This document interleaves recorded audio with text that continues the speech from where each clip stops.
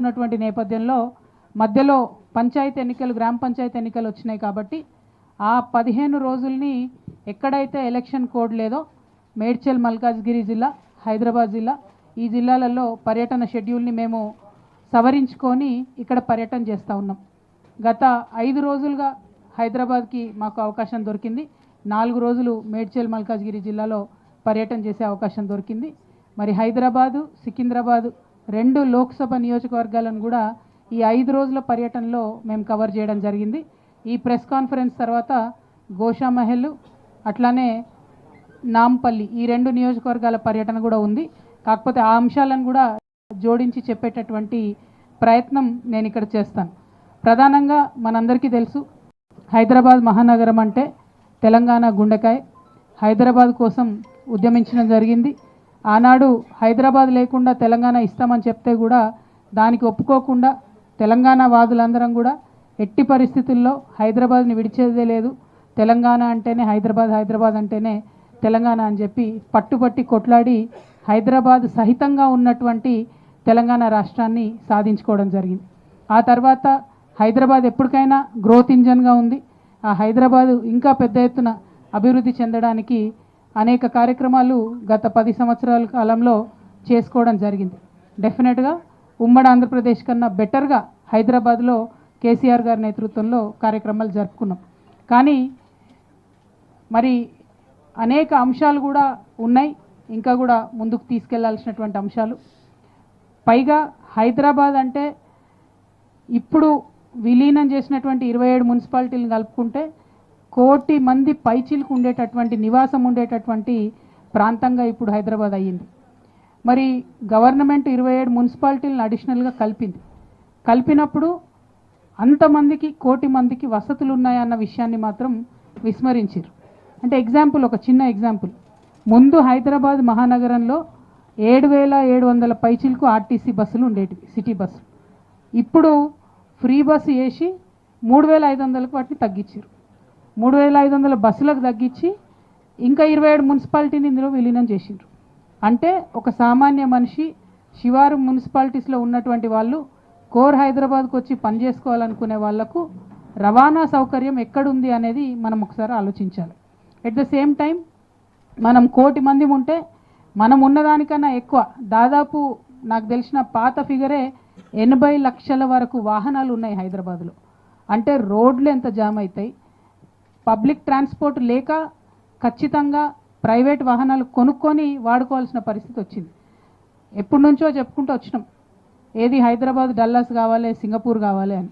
Dallas, Singapore, London కావాలంటే సామాన్య ప్రజలకు వసతులు కావాలి. మొదలు రోడ్సు, బ్రిడ్జులు, హంగామా ఓకే, అదొక దిక్కు. కానీ దాంతోపాటు ఆర్టీసీ బస్సు ఎక్కి దిగి మెట్రో పట్టుకొని ఆ తర్వాత ఎంఎంటీఎస్ ఎక్కి కోర్ హైదరాబాద్ నుంచి టోటల్ ఔటర్ రింగ్ రోడ్ వరకు కూడా ఒక సామాన్య మానవుడు ట్రావెల్ చేయగలిగితే అప్పుడు సరైన నగరంగా ఉంటుంది.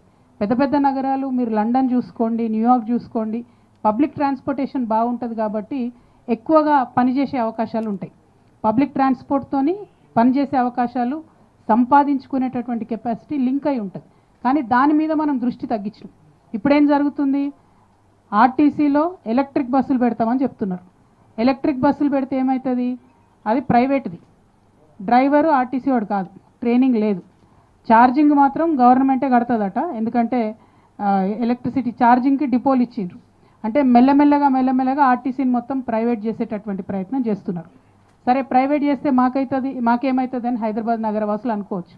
ప్రైవేట్ చేస్తే ఏమవుతుంది అంటే టికెట్ ధర ఎవరు ఎంత పెంచినా ఏం అడగడానికి మనకు అవకాశం ఉండదు. ఇప్పుడు గవర్నమెంట్లో ఉంది కాబట్టి టికెట్ ధర 10 రూపాయలు పెంచితే కూడా మాలాంటోళ్ళం పోయి కొట్లాడడము, మాట్లాడడము, అడగటము ఉంటుంది. ప్రైవేట్ అయినాక వాళ్ళు ఎంత డిమాండ్ చేస్తే అంత చేసేది ఉంటుంది. గవర్నమెంట్ బస్సుల్ని సగానికి సగం తగ్గించి ఎలక్ట్రిసిటీ బస్సులు పెట్టిరు. సరే, హైదరాబాద్లో కొత్త నగరాలు, పాత నగరం 2 కలిసి ఉన్నాయి. మరి అక్కడ గల్లీలు చిన్నగా ఉన్నాయి చాలా చోట్ల. అంతకుముందు సెట్విన్ బస్సులు తిరిగేటి, చిన్న బస్సులు, అవి అన్ని గల్లీలకు పోతుండే. ఇప్పుడైతే పెద్ద పెద్ద కాలనీలలో కూడా ఆర్టీసీ బస్సులు పోతలేవు. రిక్వెస్ట్ బస్ స్టాప్లో ఆగడం అనేది బంద్ చేసిరు కంప్లీట్గా. రిక్వెస్ట్ బస్ స్టాప్ ఇక్కడ ఉంటే ఎక్కడో ఆపుతున్నారు, ఎందుకంటే ఫ్రీ బస్సు. వికలాంగులు నిజంగా చూస్తే ఏడుపు వస్తుంది. ఎవరైతే ఫిజికల్లీ హ్యాండిక్యాప్డ్ ఉంటారో అసలు వాళ్ళకి బస్సులు ఎక్కే అవకాశమే లేదు.